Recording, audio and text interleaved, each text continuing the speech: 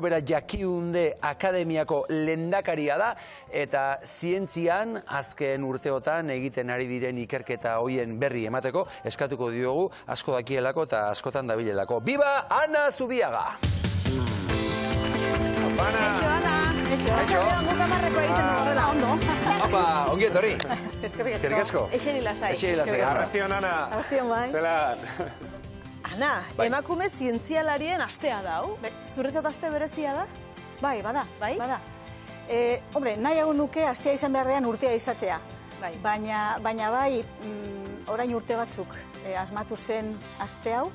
Eta uste dut lagungarria izan dela, zikeran egun batzutan, apur bat gehiago hitz egiten dugu, emakumeak zientzian daukaten presentzia, eduki beharko luketen presentzia, zer egin dezakegun hori aldatzeko eta hobatzeko.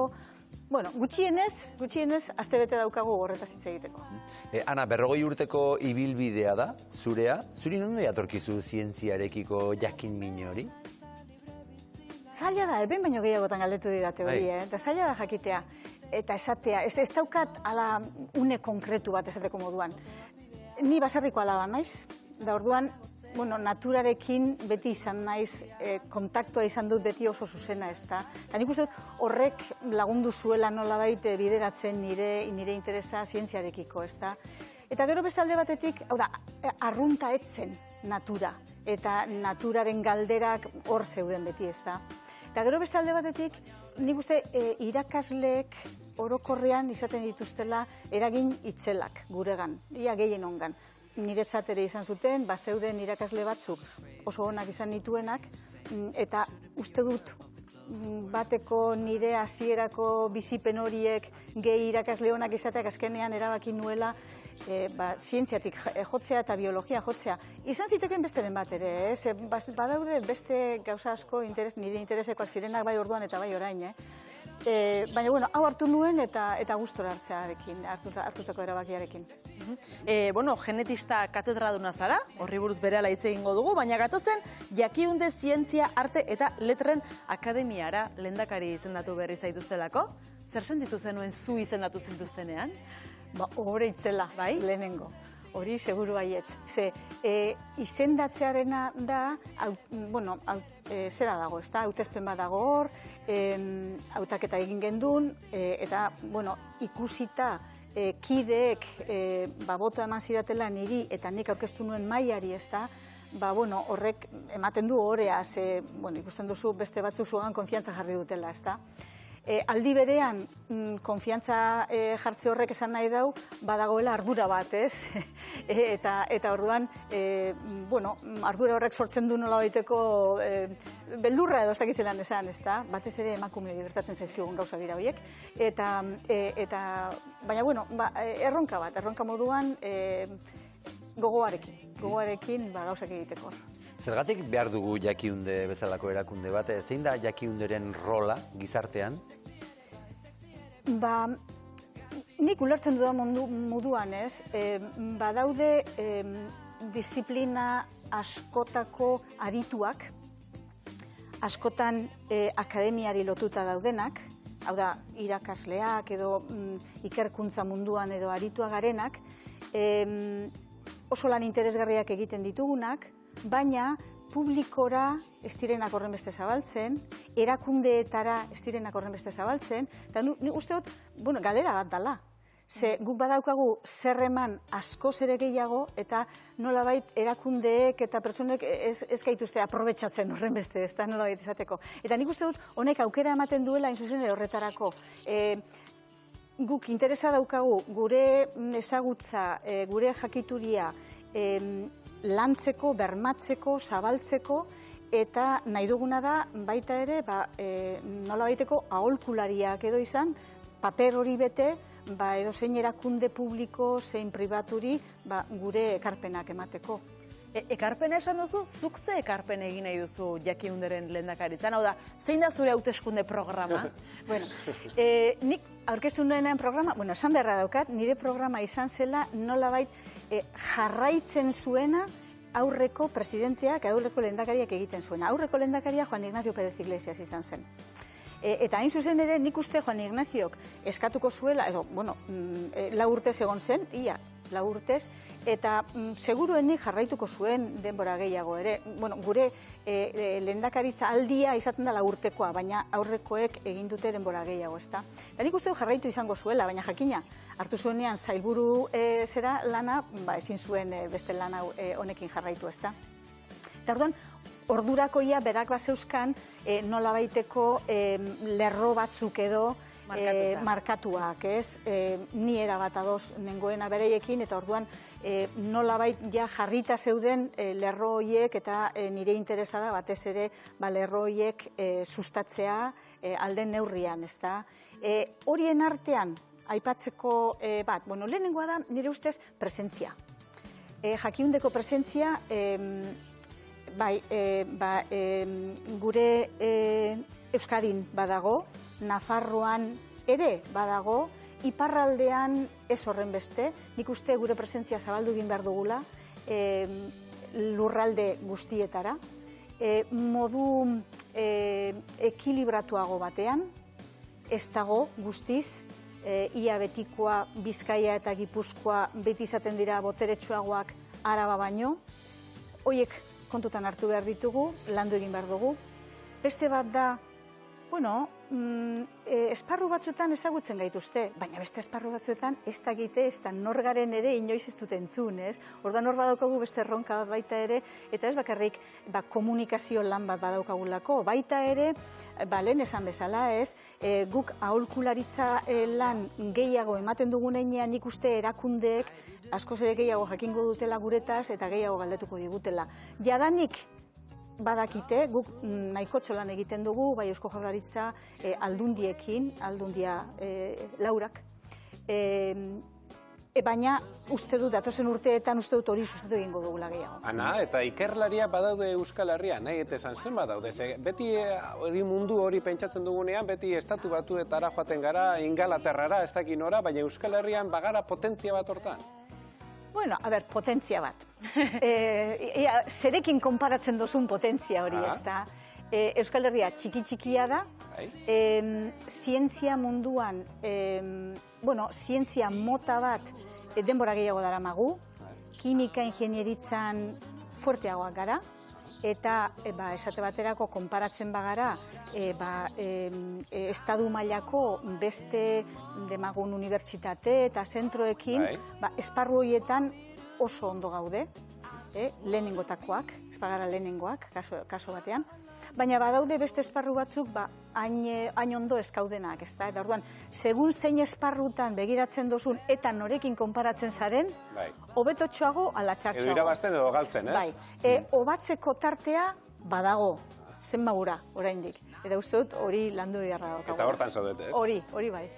Ana, guk ez genekien bertsolaria zinenik. Zenaz, ez da gutxe hori. Orain erakutsiko dugu bideo bat, hau ikusi ez galdu etxean zerbeten ikusi bideo bat, Anak beretzat zientzia zer den nola agertzen duen, nola aurkezten duen bertxotan. Ana, zubia da. Horren beldur nintzen.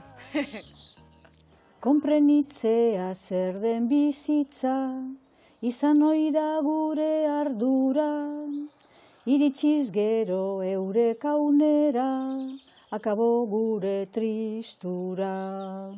Punta-puntako teknologia, daukagu orain eskura, baina betire ez dezagun gal, lurrarekiko lotura. Ana, oso txukune, Bai. Bueno, kostatu zitzaidan. Bai. Arratsalde osoa bertan. Benetan? Kendu hau beste, baina pilo gustatzen zait. Bai, bueno, askotan izaten dagian beste bati eskatuta, ez hau zuk egin duzu. Bai. Horraino iristen naiz, gehiago, baina Oso horraino txukun, Ana. Bai, eta hori berez autodidakta moduan zure kaxe ikasitakoa? Bueno, nik etxean bai, nire aitita zan bertzozalea morratua. Ez zuen berake bertzotan egiten, baina ikasten zituen lehengo hartakoak. Eta orduan, bera joaten zan bertsoak entzutera, bertsolariak etortzen zirenean, etxera bueltau eta danak kantatu zituen. Danak, ikaragarria.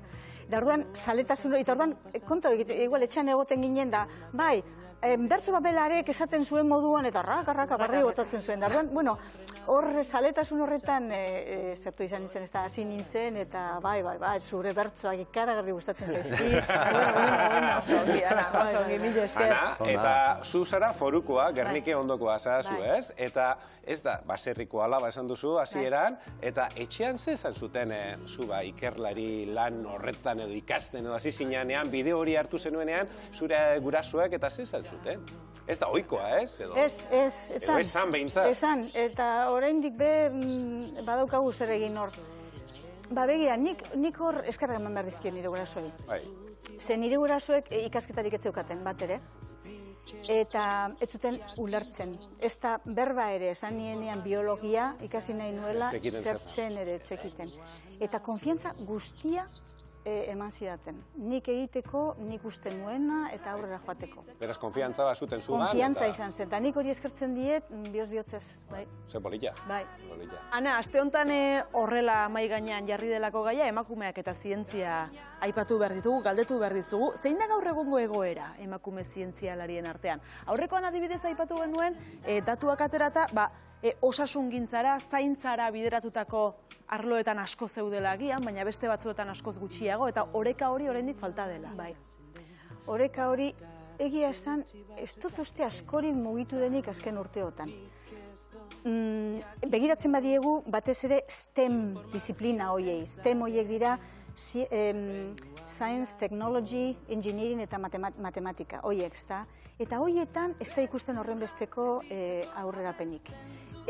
Medikuntza, biomedikuntza nik egiten dudana, hor, bagoaz, zerak dira, disiplina edo arlo hoiek errazagoak edo egiten zaizkigu emakume hoi, doktoretza egiten portzentaje apurtxo bat handitxoagoa da, gizonezkoena baino, eta orduan, gehiago garenez nik uste dut horrek egiten duena dela gero ikerlari nagusi ere gehiago egotea, arlo horretan, eta arlo hori ondo dago, ondo ari gara. Baina gainontzeko arloetan oraindik ez dut ikusten, urteak pasa, urteak etorri, eta oraindik 100% edo da emakumen presentzia, eta ez da ikusten oraindik hori aurreratu dugunik. Eta ez dut uste dakigunik zer egin behar dugun, hori hobatzeko. Hortxe dago kontua. Jakingo bagendu, ze botoi sakatu behar dugun hor, ez da? Baina ez dugu aparatu ondino. 40 urteko ibilbidea aipatu dugulen, zu 40 urte hauetan nola sentitu zara, ikuspegi horretatik, emakume zientzialariaren ikuspegitik, bakarrik sentitu zara inoiz?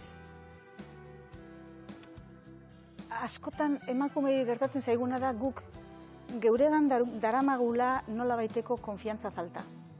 Txiki-txikitatik, nola baite ikasten dugu edo erakusten digute edo, eta zaila izaten da mamu hoiekin aurrera egitea. Ia gehieno, beira, gaur goizean egon naiz beste ekintza batean, oso polita izan dena, bio Gipuzkoan egon dena, eta 3 emakume egon gara bertan, baitz egiten gure bizipenei buruz, eta bar zientzian, ez da? Eta 3 antzeko gauza komentatzen genituen, ez da? Hor, zailtasun horiek askotan, batzutan badaude mikromatxismo edo esaten direnak horrelako diskriminazio batzuk, ez direnak hain errazak ikusten, baina hor daudenak, ez da? Horiek bizizaten ditugu. Ia esparru guztietan, ez bakarrik zientzian, beste askotan bebai, ez da? Baina gero, badaude beste arazo batzuk norberak emakume moduan daramatzagunak eta zailak egiten zaizkigunak horiei aurre egitea. Geuregan konfiantza, askotan ezer egin baino lehenago seguru behar dugu gauza guztietaz, gizonezkoak askoz be aurrerantz gehiago egiten dute, da orduan nola baiteko leian zaudenean, konturatu gabe zu gauzak txukun ipintzen ari zaren bitartean aurretik, badaramazu eskumatik beste bat, askoz askarrago doak izuna eta igual zure plaza lortzen duena. Eta orduan horrelakoak nik ere bizi izan ditut urteetan, bai ikasketa, bai doktoretza egiten ari nintzenean, doktoretza osteko ikasketak egiten ari nintzenean, egon dira, gizonezko asko jakina oso argiak eta oso onak, baina joan direnak, ni baina askoz ere urrunago joan direnak, ez da? Arrazoiak askotan dira nabardurak. Ana, aipatu dugu genetista katedraduna zarela eta minbiziaren oinarriak ikertzen ari zara. Minbizia hilgarria ez izatea lortuko ote dugu inoiz? Bueno, hori da gure xedea. Eta nik uste aurrera pausoak ematen ari garela, Jakina, aurrera pausoak zelakoak diren zientzilari batei galdetu, edo minbizia duen pazienti batei galdetu, ez da gauza bera.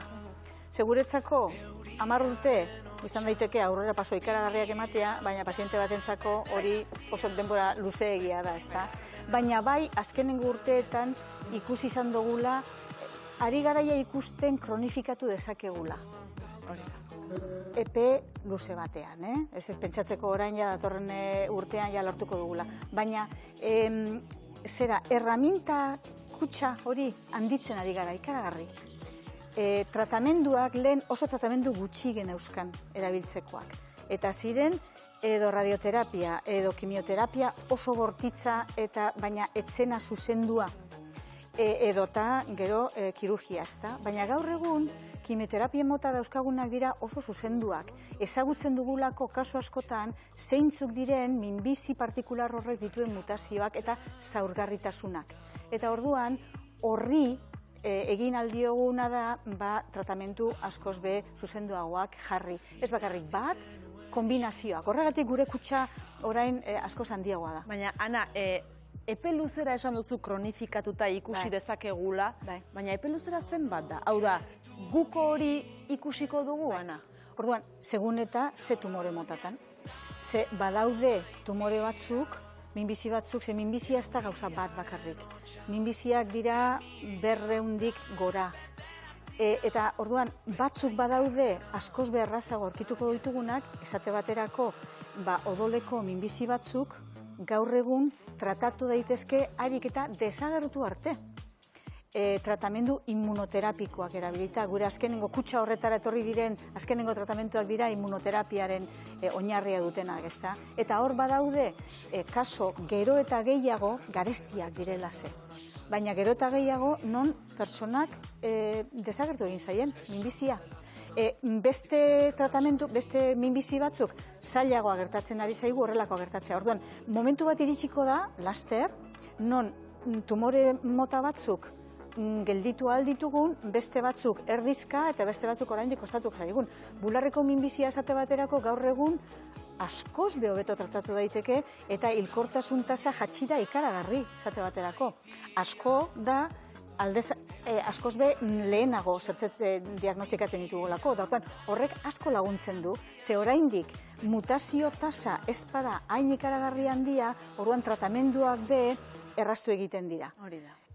Baina, alan da guztiz be, naiz eta emakume askorentzat aurrerantz joan tumorea, bularreko minbizia asko tratatu egiten dira, asko kronifikatu, egia da, baina bizi zara. Eta beste pertsona asko igual badauka beste gaixotasun bat, kronikoa dana, baina hori badakigunez ez dela minbizia, nolabait beldur gutxiago ematen digu. Eta minbizi berbak ja beste beldur bat ematen digu. Baina nik uste dut, astiro joango garela, datozen 20 urteetan bai joango garela benetan nabaritzen. No, itxaropena orduan, Hori da, zure hitzak entzun da esperantza eta itxaropena sentitzen dugu barruan.